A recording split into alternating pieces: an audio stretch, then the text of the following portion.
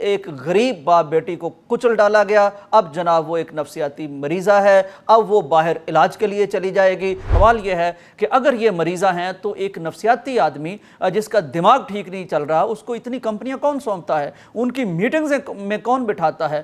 V8 گاڑی کی چابی اس کو کون دیتا ہے؟ السلام علیکم ناظرین کرام، کراچی میں جو خوفناک سانحہ پیش آیا اس نے ایک بار پھر یہ ثابت کر دیا ہے کہ قانون جس قدر تیزی سے امیر کے لیے حرکت میں آتا ہے، غریب کے لیے کبھی اس تیزی سے حرکت میں نہیں آتا۔ آپ اندازہ کیجئے کہ ایک خاتون ہیں جو ایک بہت بڑے بزنس مین کی بیوی ہیں، دانش اقبال ان کے خاوند کا نام ہے، گل احمد کیمیکلز ان کی فیکٹری کا نام ہے، یہ IPPs میں بھی شامل ہیں، بہت بڑا یعنی بزنس کا ایک گروپ ہے جس کے ساتھ اس نتاشا نامی خاتون کا تعلق ہے۔ ہوتا یہ ہے کہ ایک V8 گاڑی، بہت بھاری گاڑی لے کر یہ نکلتی ہیں روڈ پر، اور ابتدائی تحقیقات کے مطابق یہ امکان ظاہر کیا جا رہا ہے کہ اوور سپیڈنگ ہو رہی تھی، یعنی شدید تیزی کے ساتھ اتنی بھاری اور ہیوی گاڑی یہ خاتون چلا رہی تھیں۔ یکایک اس نے اپنی اوور سپیڈنگ کی وجہ سے سامنے ایک 55 سالہ باپ تھا، عارف اس کا نام تھا، اس کے پیچھے اس کی ایک بیٹی بیٹھی ہوئی تھی، آمنہ عارف اس کا نام تھا، ان دونوں کو کچل ڈالا۔ جب ان کو کچل ڈالا تو کوئی 100-150 کے قریب لوگ ظاہر ہے وہاں پہنچ گئے۔ پولیس جب پہنچی ہے تو مجھے پولیس کے بیان پر بھی حیرت ہوئی ہے، انہوں نے اس کا ذکر نہیں کیا بات کرتے ہوئے کہ کس قدر مقتول پڑے تھے، یعنی دو تو باپ بیٹی یہ قتل کر دیے جو موقع پر ہی اللہ کے پاس پہنچ گئے، کچلے گئے، بری حالت ہو گئی۔ پھر اس گاڑی نے آگے کچھ اور لوگوں کو بھی ہٹ کیا، کل 7 افراد کو ہٹ کیا ہے، جن میں سے 3 افراد اللہ کے پاس پہنچ چکے ہیں، 4 اتنے شدید زخمی نہیں ہیں، وہ بھی لیکن ہاسپٹل میں موجود ہیں۔ پولیس والے کا کہنا تھا کہ اس خاتون کو ہراساں کیا جا رہا تھا، ہم نے جا کر موقع پر اس کو ریسکیو کیا۔ خیر ٹھیک ہے، جب کسی کے پاس بہت پیسہ ہو تو پولیس اس کو ریسکیو کرتی ہے، اس کو قاتل کہنا گوارا نہیں کرتی۔ تو ہوا یہ کہ ان کو پکڑ کے لایا گیا، فوراً سے سرٹیفکیٹ بنوا لیا گیا، عارضی سرٹیفکیٹ جو عدالت میں پیش بھی کیا جا چکا ہے کہ یہ خاتون تو ایک نفسیاتی مریضہ ہیں، یہ تو اپنے ہوش و حواس میں نہیں ہے، تو چنانچہ ان سے جو ہوا ہے ان کا وہ مواخذہ نہیں ہونا چاہیے۔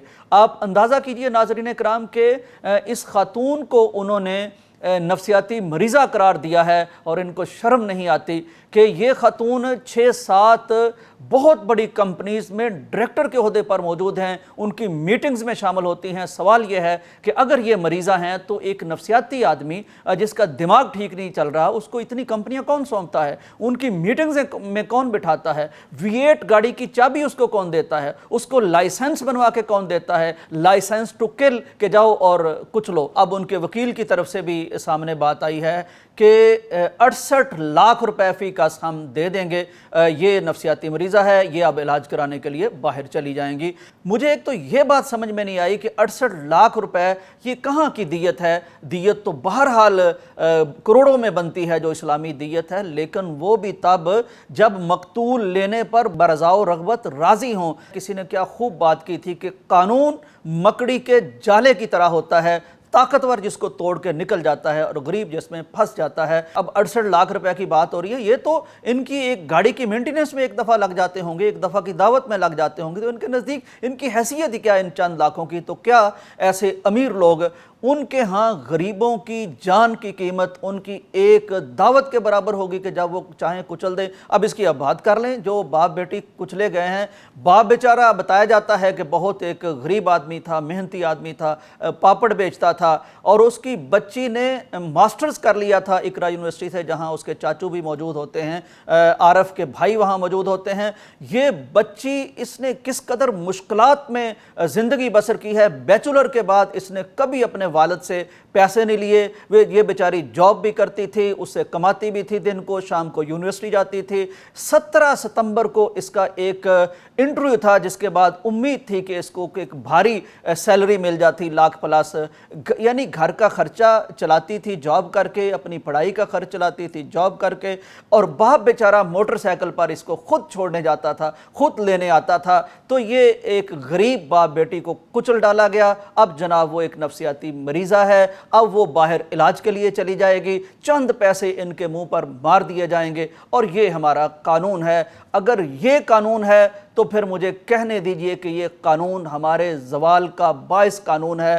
یہ قانون پھر ہے تو پھر اسی لیے ہماری عدلیہ کا دنیا میں آخری نمبروں میں شمار ہوتا ہے۔ اگر یہ قانون ہے ہمارا تو پھر ہم رسول رحمت کو کیا کل شفاعت کے موقع پر منہ دکھائیں گے، جس نے فرمایا تھا، نبی کائنات نے فرمایا تھا، میری بیٹی بھی اگر جرم کرتی ہے تو اس کا ہاتھ کاٹنے سے میں محمد کو کائنات میں کوئی روک نہیں سکتا۔ یہ تھا لا دیا نبی کائنات نے، اسلام نے، دین نے، شریعت نے، کہ کوئی بھی سامنے آ جائے اگر وہ جرم کرتا ہے تو اس کو سزا ملنی چاہیے، ورنہ معاشرے تباہ ہو جاتے ہیں، برباد ہو جاتے ہیں۔ نبی کائنات کا ارشاد یہ بھی ہمارے سامنے رہنا چاہیے کہ جب کسی قوم میں ایلیٹ کلاس کو معاف کر دیا جاتا ہے، غریبوں کو قانون کے سامنے جواب دے کر کے کھڑا کر دیا جاتا ہے، تو وہ قومیں برباد ہو جاتی ہیں۔